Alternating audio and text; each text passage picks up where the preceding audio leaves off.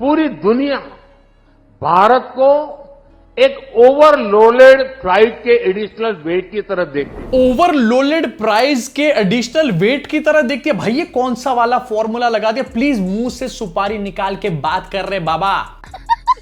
और ये ओवरलोडेड क्या होता है भाई? ये तो पहली बार मैं सुन रहा हूं आज।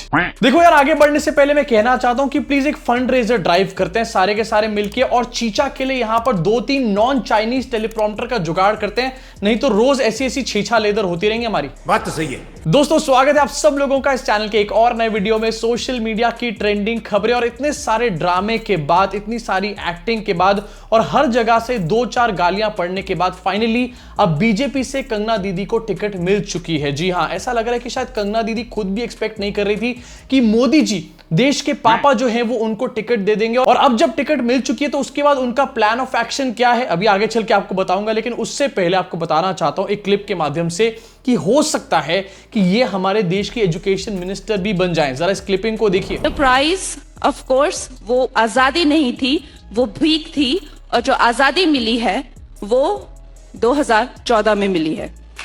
1947 में जो थी वो आजादी नहीं थी, वो भीख थी। भीख के ऊपर हम लोग सारे के सारे जी रहे थे, भीख के ऊपर ही सारे अग्रीमेंट साइन हो गए थे, और भीख को लेकर ही आज की डेट में मोदी जी आजादी का अमृत महोत्सव मना रहे हैं। लेकिन एक्चुअली में मोदी जी, आपको पता नहीं है, आजादी जो है 2014 में मिली है, आपको ही किसी ने नहीं बताया यहां पे। और ये क्लिपिंग दिखाने से पहले मैंने आपको बोला था ना कि हो सकता है कि ये देश के एजुकेशन मिनिस्टर बन जाए। सोचो, अगर ये देश के एजुकेशन मिनिस्टर बन गई तो आखिरकार देश में हिस्ट्री के नाम पर क्या परोसा जाएगा हमारे बच्चों की टेक्स्ट बुक्स में। अब इसी के साथ खैर आगे बढ़ना चाहता हूं और बात करना चाहता हूं कि आखिरकार कंगना दीदी, जो कि एक्सपेक्ट ही नहीं कर रही थी उनको टिकट मिल जाएगा, जब उनको टिकट मिल चुका है तो उनका प्लान ऑफ एक्शन क्या है? कुछ नहीं, सिर्फ मोदी जी के भरोसे सारी चीजें चल रही हैं। जरा सुनिए इसको। कि हम अपने नाम से या अपने काम से जीतेंगे। हमारा ये मानना है कि हम हमारे प्रधानमंत्री जी के अच्छे कर्मों से, उनके परिश्रम से, उनके नाम से, उनके बल से हम जीतेंगे। अरे मोदी जी के अच्छे कर्मों की वजह से, मोदी जी के नाम की वजह से तो मोदी जी जीतेंगे ना। तुम किस वजह से जीतोगी दीदी? मतलब दीदी को भी पता है, शी इज नॉट कॉन्फिडेंट। उनको पता है कि वो नहीं जीत सकती अपने बूते पे। जीतने के लिए भी साक्षात पापा को बुलाना पड़ेगा मंडी के चुनाव में भी। अब कंगना दीदी को तो यहां पर टिकट मिल गई, लेकिन उसके बाद एक काफी तगड़ी कंट्रोवर्सी छिड़ गई भैया। जहां पर कंगना दीदी, वहां पर कंट्रोवर्सी तो होनी है, लेकिन इस वाले केस में मुझे कांग्रेस की काफी बड़ी गलती नजर आ रही है। आपको दिखाना चाहता हूं आपकी स्क्रीन के ऊपर सुप्रिया श्रीनेत, जो कि कांग्रेस की सोशल मीडिया हेड है, उनके इंस्टाग्राम अकाउंट से, ऑफिशियल इंस्टाग्राम अकाउंट से एक पोस्ट निकलकर सामने आता है जहां पर कंगना दीदी का फोटो है। और फोटो कैसा है आपको समझ में आ ही रहा होगा। उन्होंने थोड़े यहां पर अलग टाइप के कपड़े पहने हैं। ये कपड़े अच्छे हैं खराब हैं ये उनकी पर्सनल विश है, यहां पर जैसे भी वो पहनना चाहें। लेकिन नीचे जो लिखा है वो बहुत ही घटिया बात है। क्या भाव चल रहा है मंडी में कोई बताएगा? अब इस बात को चाहे आप किसी भी तरीके से कवर अप कर लो, मेरा अकाउंट हैक हो गया, मेरा ये हो गया, मेरी जबान टूट गई, लेकिन सच्चाई ये है कि आपके अकाउंट से पोस्ट हुआ एक पोस्ट है जिसमें लिखा है एक महिला के नीचे कि मंडी में क्या रेट चल रहा है कोई बताएगा क्या? कोई बच्चा भी समझ जाएगा कि किस लेवल की घटिया और छिछोरी और घिनौनी और टिपोनी बात है। अब कांग्रेस और इंडिया गठबंधन जो है इस टाइम वैसे ही काफी सारी चीजों को, चैलेंजेस को फेस करने का काम कर रहा है, लेकिन उसके बीच में सेल्फ क्रिएटेड चैलेंज और निकलकर सामने आ गया सुप्रिया श्रीनेत जी की वजह से। और उसके बाद क्या हुआ? कंगना दीदी ने इसके ऊपर पब्लिसिटी गेन करनी शुरू कर दी। कंगना दीदी ने इसके ऊपर महिलाओं का सम्मान और पता नहीं कौन सी दुनिया जहान की बातें उठाकर शुरू कर दी। अपने स्क्रीन पे इसको भी देख लो। Dear Supriya ji, in the last 20 years of my career as an artist, I have played all kinds of women, for a naive girl in Queen to a seductive spy in धाकड़, फलाना ढिमकाना सारी बातें इन्होंने लिख दी और लिखा कि भैया तुम्हारी सोच काफी ज्यादा घटिया है यहां पर, और कॉल आउट किया सुप्रिया श्रीनेत को। खैर कॉल आउट किया वो तो बात सही है, लेकिन आखिरकार कंगना दीदी तब कहां थी जब बृजभूषण शरण सिंह का सारा मैटर चल रहा था? या फिर तब कहां पर होती है कंगना दीदी जब सोनिया गांधी के बर्थडे पर बार डांसर का एक ट्रेंड चलाया जाता है, वो भी एक स्पेसिफिक पार्टी के द्वारा?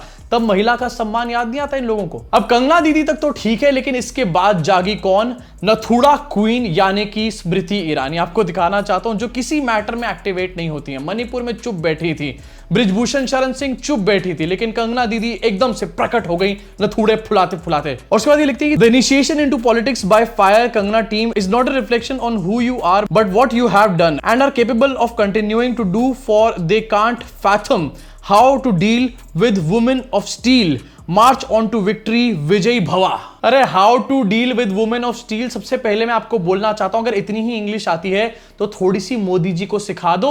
वो वहां पर ओवरलोडेड को ओवरलोडेड बोल रहे हैं, लेकिन ये डेफिनेटली यहां पर होना ही था। और इसलिए मैंने बोला कि ये कांग्रेस की सेल्फ क्रिएटेड प्रॉब्लम थी। मतलब पहले ही इतने सारे चैलेंजेस फेस कर रहे हैं, सीएम्स को उठा करके जेल में डाला जा रहा है, डिप्टी सीएम्स को डाला जा रहा है, अलग अलग बैंक अकाउंट्स इनके फ्रीज करे जा रहे हैं, लेकिन उसके बीच में इनको ये समझ नहीं आ रहा था कि हम अपने लिए एक प्रॉब्लम क्रिएट ना करें। और इन्होंने बिना चेक किए प्रॉपर्ली अपने अकाउंट से एक पोस्ट डलवा दिया। उसके बाद यहां पर सुप्रिया श्रीनेत का एक प्रॉपर जस्टिफिकेशन भी निकल करके आया, जिसको सुनना चाहिए डेफिनेटली यहां पर, क्योंकि वो कह रही हैं कि काफी सारे लोग जो हैं उनके अकाउंट को हैंडल करते हैं और उनमें से ही एक ने इस तरीके से यहां पर पोस्ट डाल दी। ठीक है, इस बात को मैं मान सकता हूं, लेकिन फिर भी क्या आपका यहां पर काम नहीं बनता कि आपके अकाउंट पे जो भी पोस्ट हो रहा है उसके 2-3 बार कम से कम अलग अलग लेवल्स पे चेक कर लिया जाए? मेरे फेसबुक और इंस्टाग्राम अकाउंट का एक्सेस कई लोगों के पास है। उसमें से किसी एक व्यक्ति ने आज एक बेहद घृणित और आपत्तिजनक पोस्ट की। मुझे जैसे ही पता चला, मैंने सर्वप्रथम उस पोस्ट को डिलीट किया, क्योंकि जो कोई भी मुझे जानता है वो अच्छी तरह से जानता है कि मैं कभी भी किसी भी महिला के खिलाफ व्यक्तिगत भद्दी और भोंदी टिप्पणी कर ही नहीं सकती हूं। मैं इसकी घोर विरोधी हूं। फिर मैंने जानना चाहा कि आखिर यह कैसे हुआ। तब पता चला कि ट्विटर पर मेरा नाम का दुरुपयोग करके एक पैरोडी अकाउंट चलाया जा रहा है, सुप्रिया पैरोडी के नाम से। वहीं पर यह ऑब्जेक्शनेबल पोस्ट हुआ और वहीं से किसी ने कॉपी पेस्ट करके मेरे फेसबुक और इंस्टा पे डाला। मैं ये पूरी तरह से जानने में जुटी हूं कि जिन लोगों के पास एक्सेस था उनमें से किसने ये घृणित काम किया। साथ ही मैंने इस पैरोडी अकाउंट को भी ट्विटर को रिपोर्ट किया, क्योंकि ये पहली बार नहीं हुआ है। पहले भी मेरे नाम का दुरुपयोग करके जो भूबहू सुप्रिया श्रीनेत का अकाउंट लगता है, वहां से अनर्गल टिप्पणियां, भ्रमित बातें कही जाती हैं। मैंने सर्वप्रथम इसको ट्विटर को रिपोर्ट किया और इस अकाउंट को भी मैं बंद कराऊंगी, जैसे मैंने बाकियों को बंद कराया है।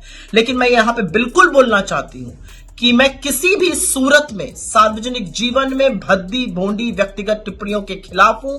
न मैंने ऐसा कभी किया है और न मैं कर सकती हूं। विचारधारा की लड़ाई पुरजोर तरीके से, पूरी ईमानदारी से और पूरी मजबूती से लड़ने में मेरा यकीन है महिलाओं के खिलाफ मैं आपत्तिजनक शब्दों का प्रयोग ही नहीं कर सकती हूं। अब जहां पर सुप्रिया श्रीनेत ने तो यह बात बोल दी कि भैया उनका अकाउंट हैक हो गया, उनकी जीप से निकल गई, उनकी जीप टूट गई, फलाना ढिमकाना, लेकिन आपको यह भी दिखाना चाहता हूं कि जो लोग इसके ऊपर एक नैरेटिव चलाने का काम कर रहे हैं कि देखो महिलाओं की कितनी बड़ी बेइज्जती कर दी है, कांग्रेस तो महिला विरोधी है, वो लोग आखिरकार खुद की मेंटालिटी कैसी उनकी रखते हैं। कंगना रनौत की खुद की बात मैं यहां पर कर रहा हूं। यहां पर उनको मंडी का भाव पूछने पर डेफिनेटली बहुत बुरा लगा और बहुत घटिया बात भी थी, लेकिन वो खुद महिलाओं के बारे में क्या सोचती हैं जो कि एक्टिंग वर्ल्ड से पॉलिटिक्स में आती हैं। इसको सुनो एक बार। Urmila Matodkar, she is a soft porn star. I know it's very blatant, but no, I want to ask you, she's not known for her acting for sure. What is she known for? For doing soft porns, right? If she can get a ticket, why won't I get a ticket? Urmila Matondkar is a soft porn star और इसीलिए उनको ticket क्यों मिल सकती है? भाई उनको ticket नहीं मिलनी चाहिए। सबसे पहली बात, कंगना दीदी, जब तुम अपने स्कूल में ये सपने बुन रही थी कि शायद तुम कभी जाके एक्टर बनोगी, उस टाइम पर उर्मिला मातोंडकर जो थी वो बहुत बड़ी बॉलीवुड की स्टार थी और एक से एक बड़ी उन्होंने मूवीज में काम किया और बहुत अच्छी उन्होंने एक्टिंग भी करी है। हम भी उनके काफी ज्यादा फैन रहे हैं। मैं अगर अपनी भी यहां पर बात करूं तो उर्मिला मातोंडकर की एक्टिंग का बहुत बड़ा मैं यहां पर फैन रहा हूं। तो यार उर्मिला मातोंडकर को सॉफ्ट पॉर्न एक्टर बोलने का मतलब ये कि आप अपनी फ्रस्ट्रेशन यहां पर निकाल रहे हो। दूसरी चीज आप ये कह रहे हो कि कोई महिला आपको गाली ना दे, लेकिन आप किसी भी महिला को गाली दे सकते हो।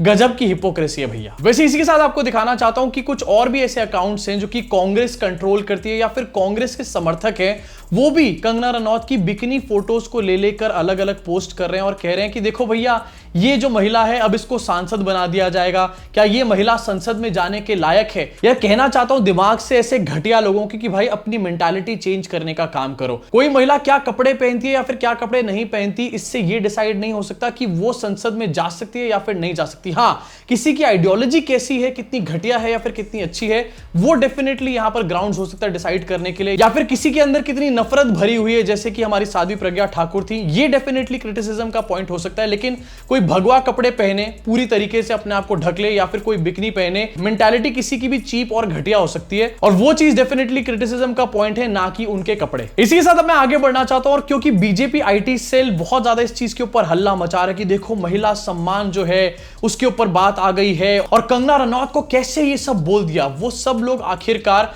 किस तरीके से आर्टिस्ट का कैरेक्टर असैसिनेशन करते हैं। एक भोजपुरी आर्टिस्ट है जिनका नाम है नेहा राठौर, काफी ज्यादा ये फेमस है और उनको लेकर के ये बीजेपी आईटी सेल के लोग कैसी कैसी बातें करते हैं, क्योंकि वो मोदी जी से कई बार सवाल पूछ लेती हैं। आपको दिखाना चाहता हूं स्क्रीन के ऊपर, ये है निधि शर्मा सनातनी और लिखा हुआ है कि मोदी का परिवार है ये। इन्होंने लिखा हुआ है दोनों का चश्मा मैचिंग लगता है मुझे और आपको, क्वेश्चन मार्क, और मियां खलीफा और नेहा राठौर की यहां पर फोटो लगा रखी है। इसमें महिला सम्मान खराब नहीं हो रहा भैया, ना इसमें हो ही नहीं सकता। इनफैक्ट ये नेहा राठौर ने खुद एक फोटो शेयर करी है जहां पर बीजेपी की एक नेता, जिनको यहां पर उनका नाम काट दिया गया है, उन्होंने लिखा है कि क्या ये चेहरा कुछ कुछ मियां खलीफा से मिलता है। मतलब एक तरफ आप बात करें कि कंगना रनौत की बिकनी फोटोज के ऊपर सवाल कैसे खड़े कर दिए, दूसरी तरफ अगर नेहा राठौर मोदी जी से सवाल खड़े कर रही हैं तो उनको आप मियां खलीफा, जो कि एक्चुअली के पॉर्न स्टार हैं, उनसे मिलाने का काम कर रहे हो। भाई अपनी मेंटालिटी देख लो किसी और को क्वेश्चन करने से पहले। मैं तो यहां पर खड़ा होकर सुप्रिया श्रीनेत को भी कॉल आउट कर रहा हूं, लेकिन उसका मतलब ये नहीं होता कि तुम्हारी घटिया, छिछोरी और गलीज हरकतें जो हैं ये किसी तरीके से भी जस्टिफाई हो जाएंगी। अब भैया काफी बखेड़ा हो गया इस चीज के ऊपर, लेकिन कंगना दीदी को जिस दिन टिकट मिली उसी के साथ यहां पर नवीन जिंदल को भी पार्टी ज्वाइन करवाया गया। कौन है ये नवीन जिंदल? ये वही हैं जिनसे तिहाड़ चौधरी ने 100 करोड़ रुपए की मांग करी थी और उसके बाद बेचारे को तिहाड़ जाना पड़ गया था। अब जरा एक बार खुद सोचो कितनी फनी सिचुएशन है यहां पर और कितनी बड़ी आयरनी है। इस टाइम पर नवीन जिंदल भी भारतीय जनता पार्टी के अंदर है और सुधीर चौधरी तो भैया भारतीय जनता पार्टी के अंदर बिछा हुआ है कालीन की तरह। अब ठीक है भाई, हेटर्स बहुत सारी बातें करेंगे, लेकिन मोदी जी ने ये भी ट्रांसपेरेंसी के लिए किया है। भैया पार्टी के अंदर ही दोनों लोग होंगे तो सही तरीके से लेन देन ट्रांजैक्शन हो जाएगा ना, किसी को तिहाड़ नहीं जाना पड़ेगा। लेकिन इसी के साथ आपको दिखाना चाहता हूं कि एक बार मोदी जी ने भी नवीन जिंदल के लिए क्या कहा था और आज वॉशिंग मशीन में धो दिया एकदम से।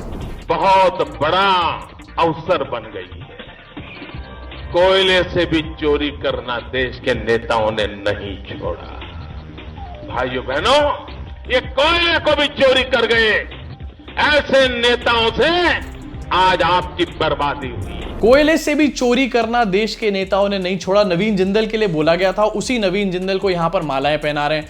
भाई हिपोक्रेसी जो है 100-200 बार बिल्डिंग से छलांग मार के मर चुकी है वो। फिर इसी के साथ आगे बढ़ना चाहता हूं, एक बहुत काम की न्यूज आपको दिखाना चाहता हूं। आपकी स्क्रीन पर देखिए, इलेक्टोरल बॉन्ड से रिलेटेड ये है। दवा टेस्ट में फेल वो फार्मा कंपनियां जिन्होंने खरीदे करोड़ों के इलेक्टोरल बॉन्ड। यहां पर बीबीसी का एक आर्टिकल है जो बताता है कि बहुत सारी कंपनीज हैं जो मेडिसिन टेस्ट में फेल हो गई थी और उसके बाद इन्होंने इलेक्टोरल बॉन्ड्स खरीदे और उसके बाद ये लोग भैया स्मूथली बिजनेस कर रहे हैं आज की डेट में। लेकिन खबरदार जो किसी ने करप्शन की कोई बात करी। इसके साथ आगे बढ़ना चाहता हूं और बात करना चाहता हूं सावरकर के बारे में। भैया इसका तो सच में सॉरी वर्कर बन चुका है।